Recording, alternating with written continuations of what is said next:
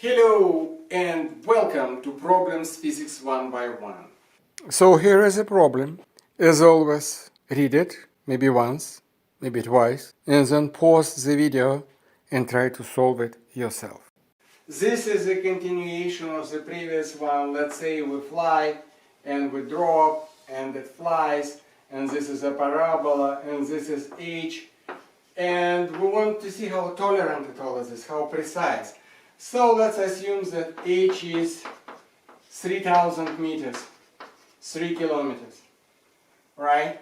And let's assume that what would be the time? The time is totally determined by this motion, and this motion is free fall, and h equals gt squared over 2, and 2h over g is equal t squared, and t equals square root of 2h over g. And roughly, let's put it roughly. So we have t equals 2 multiplied by 3000, by 3 and by 1000, right? And divided over 10 and square root. And so it was 10 is gone, 300 square root out of 600. Square root of out of 600 is very roughly 25 seconds. So this thing will be falling for 25 seconds. 25 seconds. Let's assume that during these 25 seconds we made a very precise release at a certain point when this angle is exactly like we calculated before, and we hope it will get it. But let's assume that there is a wind. Some wind, and I don't know, let's put a small wind, let's put 3 meters per second, it's nothing. And let's say that this is random. And so let's say it blows in one direction during this 25 seconds, 3 meters per second, right? First of all, what is 3 meters per second in terms of kilometers, right? 3 meters per second is equal 3 multiplied 10 to the power of minus 3 kilometers. Right? And during 1 hour, it would be 3 multiplied by 3600 seconds, because in 1 hour, it is 60 minutes and 60 seconds, and this would be kilometer per hour. And so I shouldn't forget to multiply by this 10 minus 3.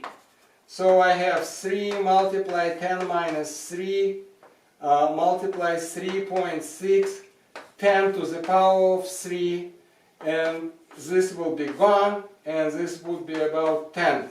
3 multiplied by 3.6 is 10 kilometers an hour. 10 kilometers an hour is a very light wind. So during 10 kilometers per hour, during 25 seconds with this wind, and we have to calculate it's in meters, the discrepancy in any direction, if this blowing, let's say, all this way, discrepancy would be, it come closer. It will, if the wind is going this way, it will go in this way. And if direction is sideways, it goes to the side, but delta L would be this speed, 3 meters per second, multiplied by this 25 seconds. So it would be 75 meters. So the bomb will land 75 meters away. Of course, if you have some fortified dot foxhole with half a meter thick walls, 75 meters will be nothing. The people inside it, your enemies, they will feel like shaken, but nothing more. So, and that actually shows that precision of this delivery method is not very good.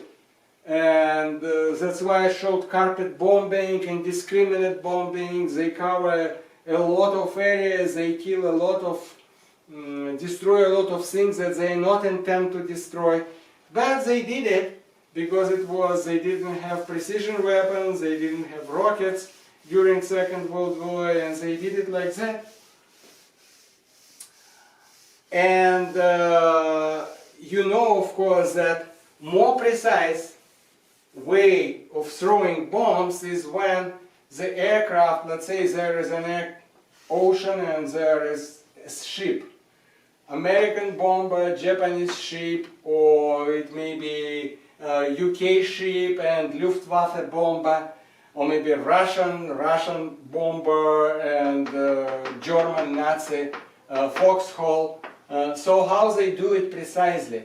The aircraft is going straight down, and pilot rolls and goes straight down, and you have to be very, very brave man to do this. And when it reaches very close distance, from, I don't know, 3 kilometers up or 5 kilometers up, it's going down, and when this distance is, I don't know, 200 meters, then it releases the bomb. And the bomb flies like a parabola, but this parabola has this initial speed, V0, directed straight, and this V0 is the speed of this airplane. It may be 500 kilometers an hour. And so those angles are unimportant, because this parabola becomes pretty much a straight line. And it's being delivered, but an airplane, the pilot, has immediately start flying up and go away, otherwise it touches this thing and it will be destroyed. So this was the second method during Second World War. And again, this is a parabola, and this is not a parabola because it is propelled. Aircraft is propelled here, aircraft is propelled here. It's way more complicated movement. But the bomb, as soon as it's released with initial speed under the angle. And the trick here is that first of all it is released very close, comparable to here, and then it's parabola. So the time is very short. So all the wind and all the discrepancy and all the noise is not important. It goes straight where you point. And second of all, the speed is very high. So this parabola becomes like a straight line. And this discrepancy between parabola and straight line is 10 meters, 5 meters, and if you aim, you got it. But of course, the guys here, they shoot at you, they shoot at you, they shoot at you, and how many people died just doing this? So you have to be really, really brave to do it. And you see it in the movies about Second World War, and you see it in the games, video games, when you fly an aircraft like that. So, I don't know if you like this explanation. Put like, subscribe, and I see you next time.